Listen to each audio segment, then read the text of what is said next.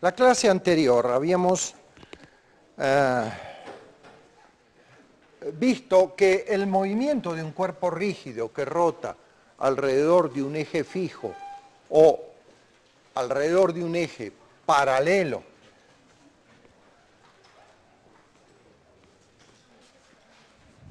a un eje de inercia que pasa por el centro de masa, lo podíamos analizar con este sistema de ecuaciones.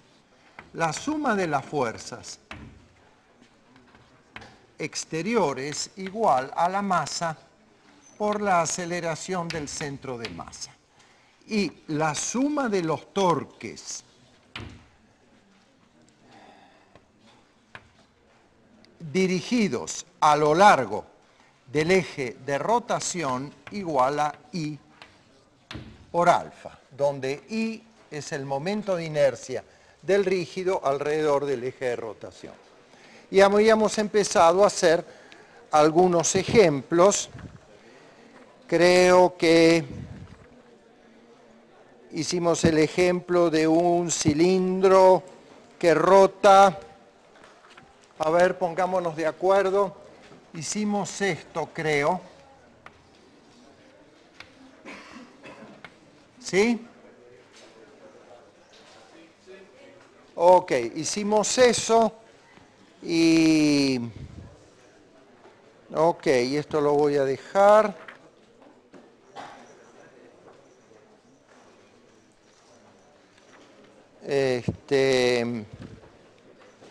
Hicimos el caso del yoyo que cae. Ajá.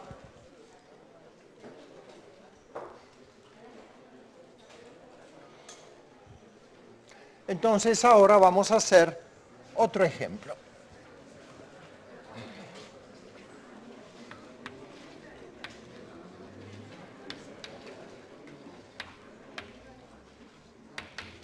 Vamos a analizar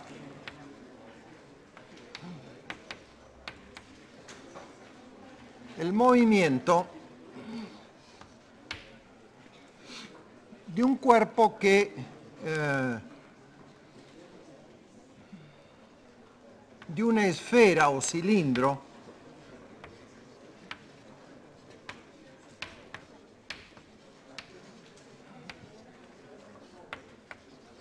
sobre un plano inclinado.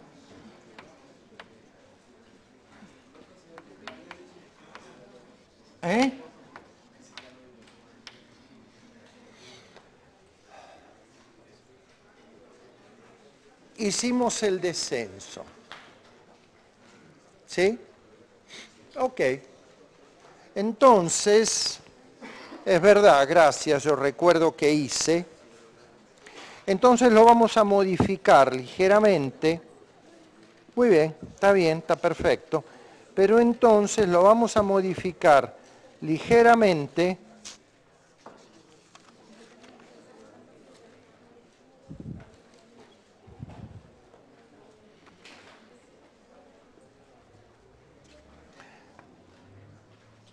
no, le vamos a cambiar el enunciado.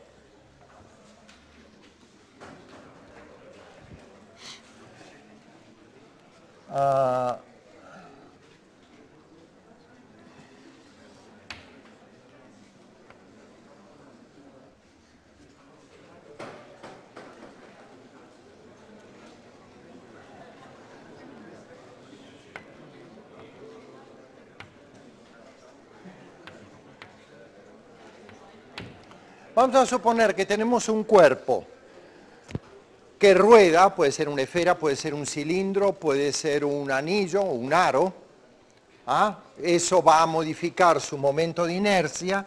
Cuando llegue el momento de precisar, pondremos el momento de inercia que corresponde. Vamos a suponer que entra en un plano inclinado que forma un ángulo alfa con la horizontal y vamos a transformarlo en un problema en el cual hacen dos preguntas. Primero,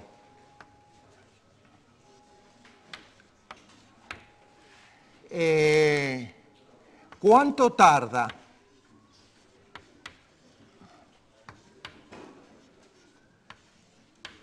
en subir y bajar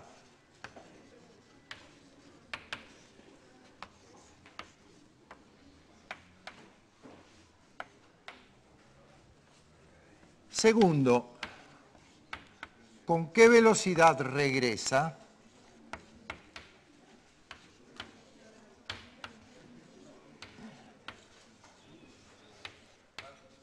Y tercero, ¿cuál es el máximo valor de alfa para que ruede sin deslizar?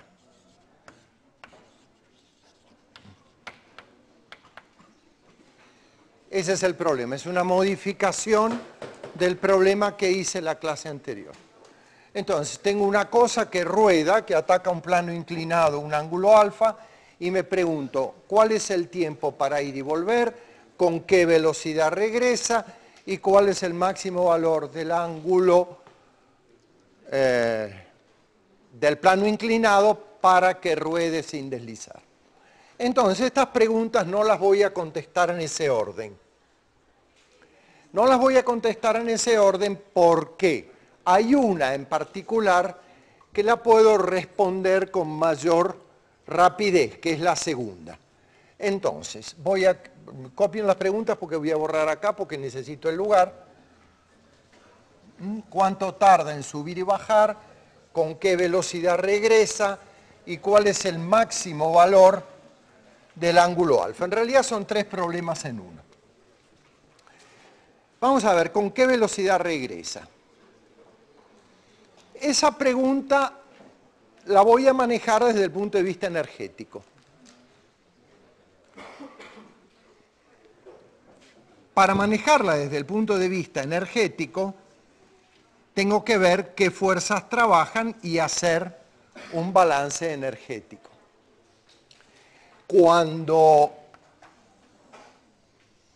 el cuerpo esté sobre la superficie, va a aparecer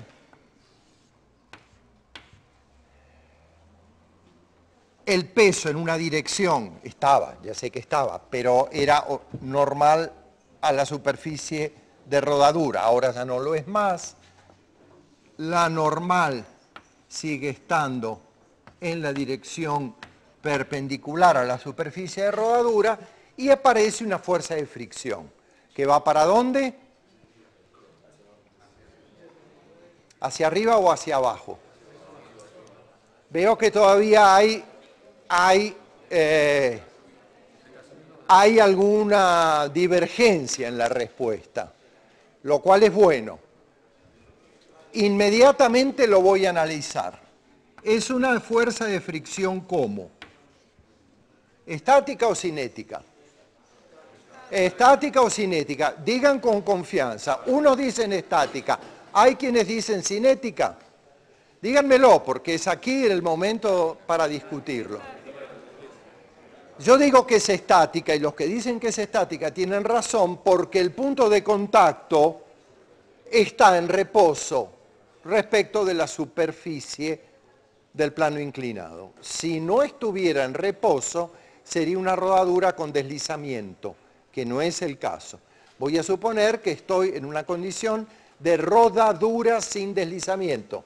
Este punto está momentáneamente detenido, quiere decir que es una fricción estática. Muy bien, pero si es una fricción estática puedo pensar que no trabaja, no hay deslizamiento recíproco. Entonces, ¿qué fuerzas tengo aquí que trabajen? La normal no trabaja porque es perpendicular al desplazamiento. El peso trabaja, pero el trabajo del peso siempre está metido en la variación de la energía potencial gravitatoria. Y a esta fuerza de fricción estática le atribuyo que no trabaja, puesto que no hay deslizamiento. Hay otra manera de interpretar el trabajo de la fricción estática que por el momento lo voy a dejar de lado. Lo vamos a ver luego. Entonces, la suma de los trabajos exteriores más el trabajo de la fricción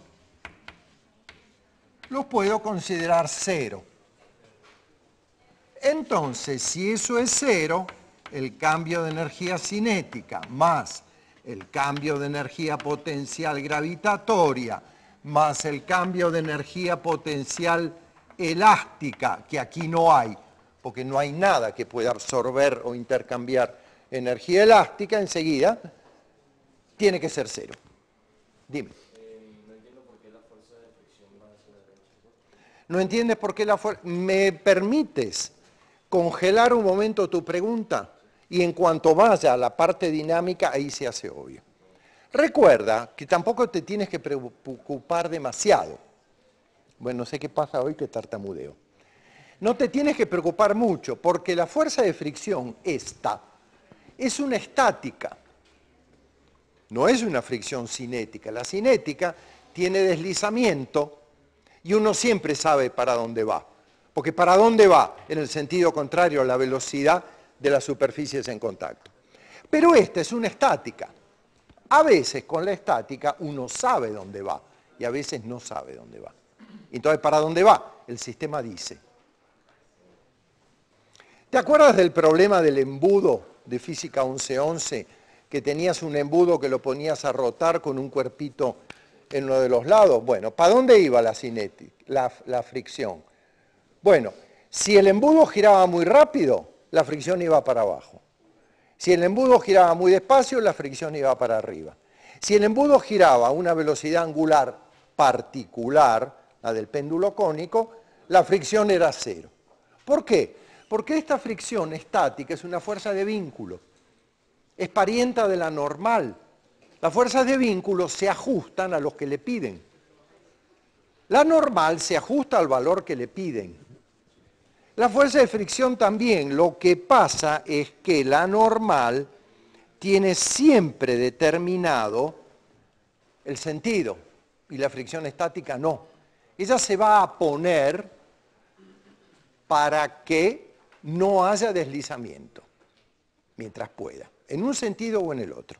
Y enseguida te voy a mostrar, cuando vea la parte dinámica, por qué está para arriba. Ok, de todas maneras, este es un caso donde se me va a conservar la energía. A mí lo que me consume, lo que me gasta energía, es el trabajo de la fricción cinética, que aquí no hay. Entonces, esto es cero, no hay fuerzas exteriores, bueno, el peso lo es, pero el trabajo del peso está acá. Quiere decir que cero es la variación de la energía total. Dicho en otros términos, la energía total se conserva. Dicho en otros términos, el cambio de energía cinética de traslación del centro de masa más el cambio de energía cinética de rotación alrededor del centro de masa más el cambio de energía potencial gravitatoria es cero. Ojo con esto.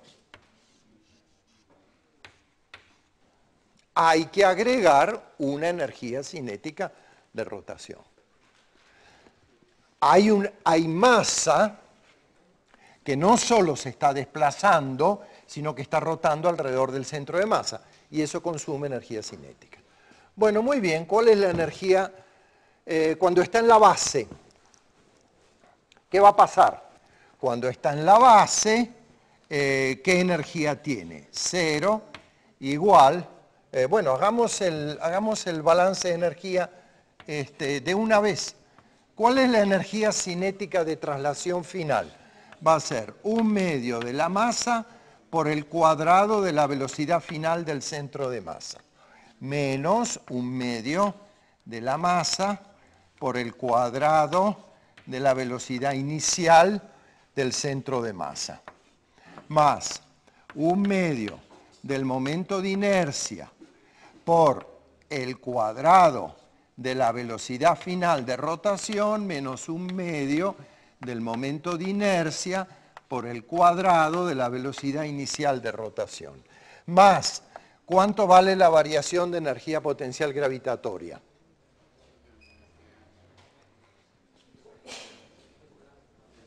No. ¿Por qué? Lo voy a calcular. Si ya sé cuánto vale, vale cero.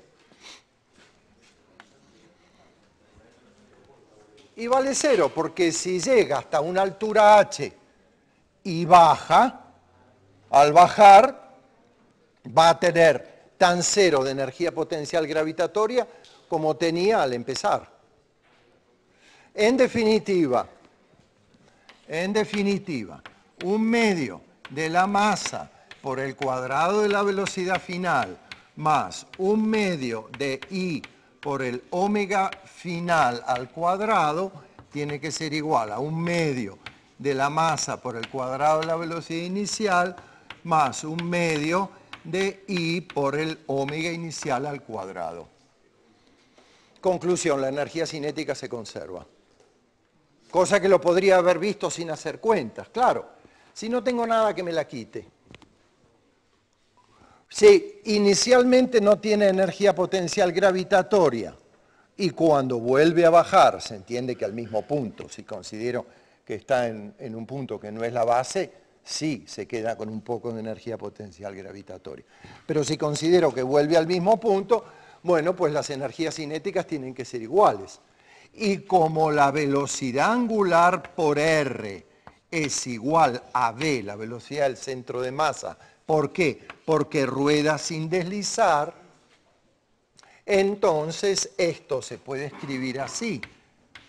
Un medio de la masa por el cuadrado de la velocidad inicial más un medio del momento de inercia por el cuadrado de la velocidad inicial sobre el radio, igual a un medio de la masa por el cuadrado de la velocidad final más un medio del momento de inercia por la velocidad final al cuadrado sobre r cuadrado. Entonces esto me queda que b sub 0 al cuadrado por un medio de la masa más un medio de I sobre R tiene que ser igual a B final al cuadrado por un medio de la masa más un medio, acá no, más un medio de la masa por el momento de inercia sobre, si no, ahí está bien el cuadrado. Acá tiene que haber un cuadrado porque es el cuadrado de omega que va como b cuadrado sobre r cuadrado. Bueno, lógico, entonces como este término es igual a este término porque no se deformó en el camino, cosa que podría haber ocurrido, pero en ese caso hubiera habido energías de deformación que tengo que meter allá en el balance. Entonces no queda más remedio que reconocer que los módulos de la velocidad del centro de masa son iguales. Los módulos, la velocidad no, porque cae con una velocidad que tiene una dirección opuesta a la que tenía inicialmente. Muy bien, entonces, creo que estamos convencidos que sube con una rapidez y cuando alcanza la base de regreso tiene la misma rapidez y otra dirección de velocidad. Muy bien, o sea, la parte dinámica es muy sencilla. Pero recuerden, siempre que hay traslación y rotación de cuerpos rígidos, hay un término de energía cinética de traslación y un término de energía cinética de rotación alrededor del centro de masa.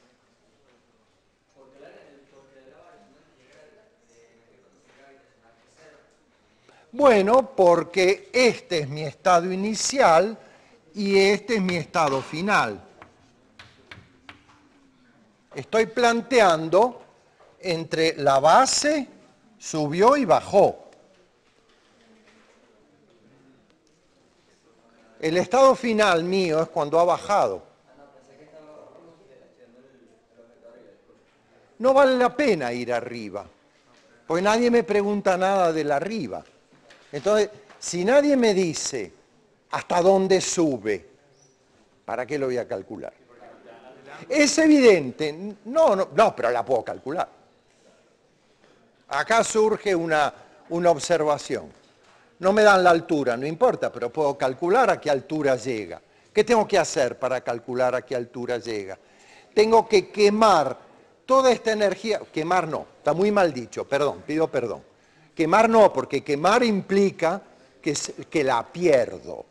Ojo con el término quemar. Quemar implica que tenía y después no lo tengo más, por ahora.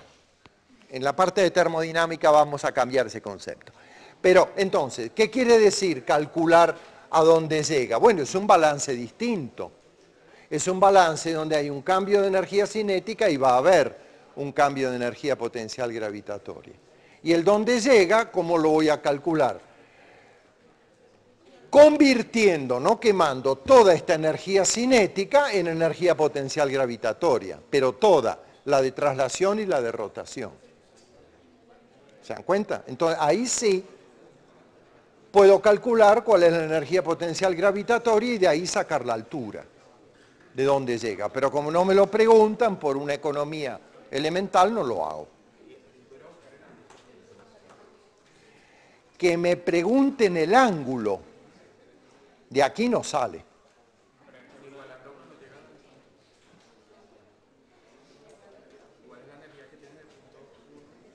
Pero precisamente es que la energía potencial gravitatoria le importa un rábano que suba por un plano inclinado o que suba lanzado verticalmente.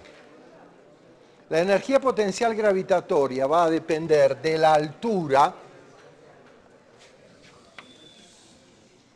altura respecto al nivel de referencia. Recuerda que es el trabajo del peso.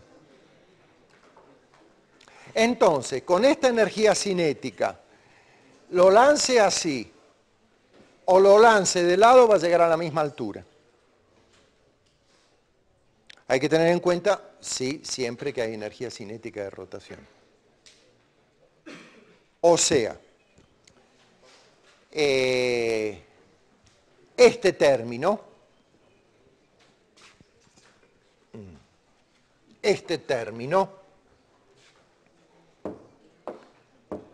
es parte de la energía cinética. No es solo energía cinética de traslación del centro de masa. Ok, vamos entonces ahora a la primera pregunta. ¿Cuánto tiempo tarda en subir y bajar? Ustedes ven que este problema, como casi todos los que se pueden resolver energéticamente, es ultra rápido. Toda la energía que tengo acá es toda la energía que tengo acá porque no tengo nada, ni que ponga energía en el sistema, ni que saque. Si tuviera trabajo de fuerzas positivas, si tuviera trabajo de fuerzas positivo o trabajo de fuerzas negativo, tendría que meterlo en el balance a ver cuánto tengo, cuánto me queda. Muy bien. Muy bien, vamos a la segunda pregunta. ¿Cuánto tarda? Ahí la cosa cambia.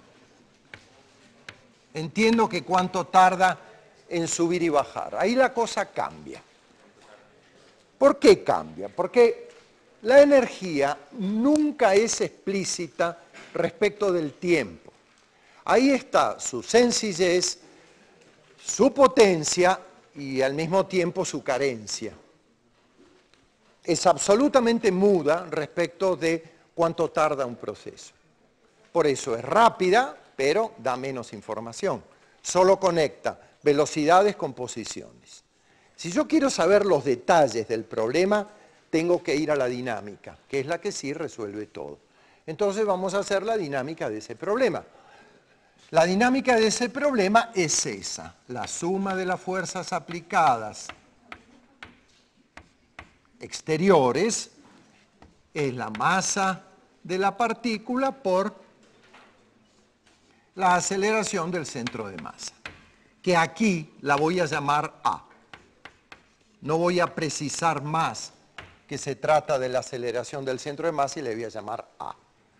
Y además tengo una dinámica de rotación que atender que dice que la suma de los torques con respecto al eje de rotación es el momento de inercia relativo al eje de rotación por la aceleración angular.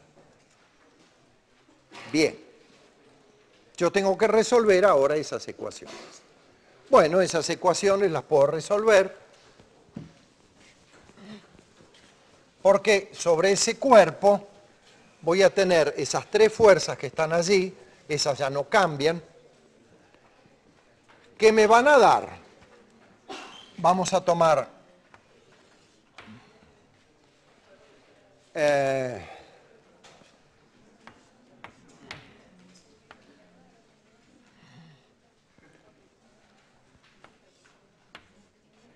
esto va a rotar así cuando sube en el sentido contrario. Cuando baja, vamos a suponer que este sentido de rotación es positivo, entonces, si eso es X, que gira Y me da que Z está entrando en la pizarra y lo voy a dibujar como esa estrellita que está ahí, y esos son mis ejes relativos al movimiento. Es el sistema de ejes que voy a elegir. Elijo una terna directa, en la cual el sentido de rotación cuando sube penetra la pizarra, estas son las plumitas de la cola del vector velocidad angular. Muy bien, entonces, ¿qué sacamos de acá? Bueno, vamos a ver qué fuerzas tenemos sobre el centro de masa. Tenemos en el sentido de movimiento la fuerza de fricción. Y en el sentido opuesto a la dirección positiva, un segundo, en el sentido opuesto a la dirección positiva, ya lo voy a atender, la componente tangencial del peso. Y esto tiene que ser igual a m por a en la dirección x. Sí, alguien me está diciendo algo. ¿Eh? ¿Quién? El eje Y lo elegí así.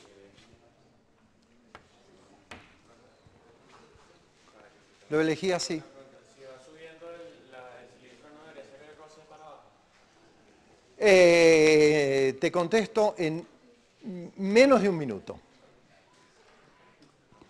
Ok.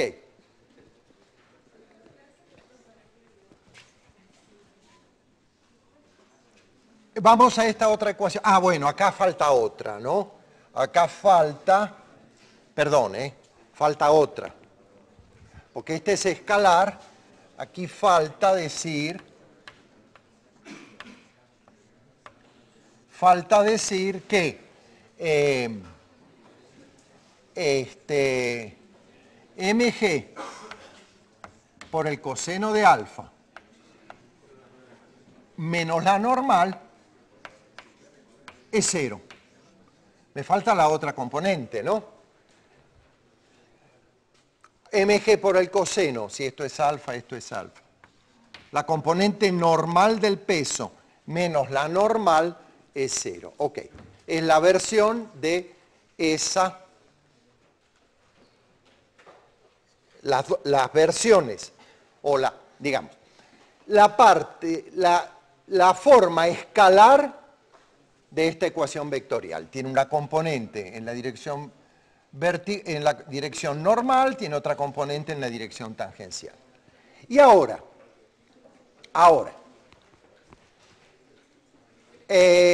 ¿cómo se va a mover esto? ¿Cómo va a rotar eso? Bueno, eso va a rotar bajo la acción del torque que da la fricción, ¿verdad? Muy bien. ¿Cómo va a ser esa aceleración angular? ¿Positiva o negativa? La aceleración angular va a estar en el sentido de disminuir la velocidad angular, ¿verdad? Va a rotar con una velocidad angular cada vez menor, ¿no es cierto? Entonces, si yo necesito que la velocidad angular disminuya, yo voy a necesitar una fuerza que dé un torque en el sentido de disminuir la velocidad angular. Y por eso la fuerza de fricción tiene que estar en este sentido. Entonces voy a escribir que el torque de esta fricción, que está en el sentido opuesto